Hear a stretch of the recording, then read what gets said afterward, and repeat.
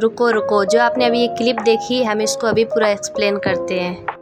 जैसा कि आप सबको पता है कि आज है रामनवमी और रामनवमी के शुभ अवसर पर आज हमारे आंटी के घर पर कन्याएं खिलाएंगे।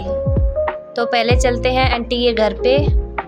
लगभग हम पहुंच चुके हैं, तो अभी हम देखेंगे कि हमारी आंटी जी क्या कर रही हैं।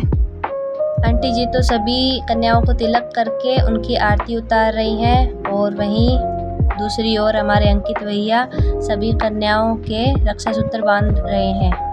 अभी छोटू भैया भी अपनी भागीदारी निभाते हुए सभी कन्याओं को पानी देंगे। तो गाइस आप लोग देख सकते हैं यहाँ सभी अपने अपने काम को अंजाम दे रहे हैं। अभी अंकित भैया का भी काम हो गया है, ये इन्होंने भी सबको रक्षा सूत्र बांध दिया है। ये आंटी के इधर महावर लगाने का रिवाज है, इसलिए आंटी सभी कन्याओं को महावर लगा रही है। आंटी जी ने कुछ खाना बना लिया था और कुछ और बाकी था, तभी मेरी मम्मी आ जाती है आंटी जी की मदद करने और मेरी मम्मी आके पूड़ियाँ जल्दी जल्दी तल देती हैं, फ्राई कर देती हैं सारी पूड़ियाँ। और वहीं दूसरी ओर मेरी आंटी भी महावर का काम पूरा कर देती है। ये कन्या सबसे छोटी थी, इसलिए मैंने इसे शैलपुत्री का नाम दिया। गाइस तो आप लोग देख सकते हैं कि यहाँ रामनवमी की बहुत अच्छी तैयारियाँ चल रही हैं और सब अपनी अपनी भूमिका निभा रहे हैं। ये कन्या कुछ ज़्यादा ही छोटी थी, वैसे तो ये हमारी पड़ोसी है, लेकिन ये मुझे बहुत ही अच्छी लगी। कन्या खिला ही रहे थे कि तभी आंटी का ऑर्डर आता है कि मैं और अंकित जाकर पिगी बैंक से हमारे पैसे लेके आए। तभी मैं और अंकित चले जाते हैं हमारे बैंक के पास। तो हम पहुंच चुके हैं, तो हम बैंक का दरवाज़ा खोलते हैं और हमारे पिगी बैंक से कुछ पैसे लेंगे अभी। तो गाइस ये है हमारा पिगी बैंक और इससे हम सभी पैसे ले लेते हैं। हमारे बैंक में ज़्यादा पैसे तो नहीं थे, लेकिन जितने भी थे हम वह लेकर निकल लेते हैं अंकित के घर की ओर। तो हम चलते हैं फिर से अंकित के घर की ओर। तो आपको ये पूजन कैसा लगा हमें ज़रूर बताएं। मम्मी भी आंटी की हेल्प करवा के अभी सारा काम फ्री करके घर की ओर आ ही रही थी।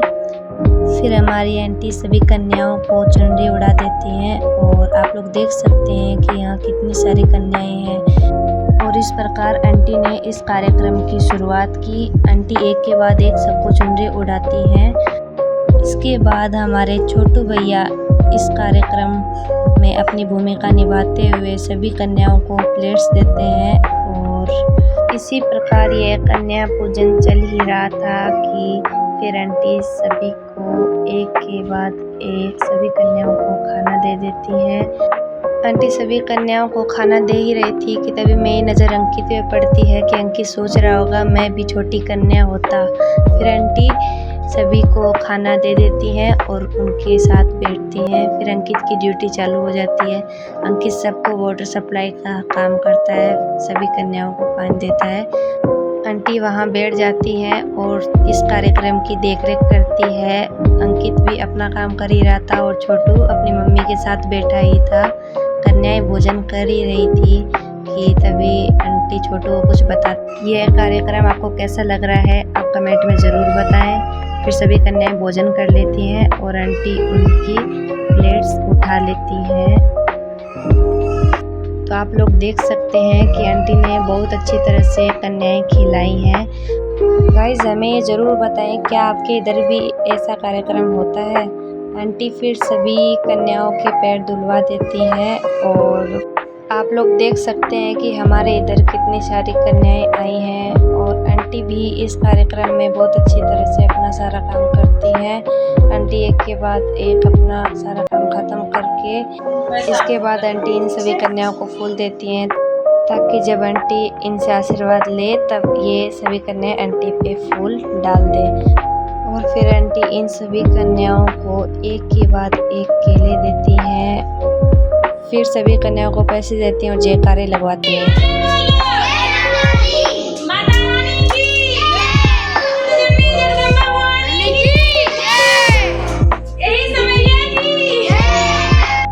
जयकारे लगाने के बाद सभी कन्याएं अपने अपने घर चली जाती हैं और छोटू भैया इनको बाहर छोड़ने के लिए गेट तक जाते हैं। तो आप सब देख सकते हैं कितनी सारी कन्याएं थी। तो गाइस आज का व्लॉग इतना ही, मिलते हैं नेक्स्ट व्लॉग में। तब तक के लिए ओके बाय, राधे राधे।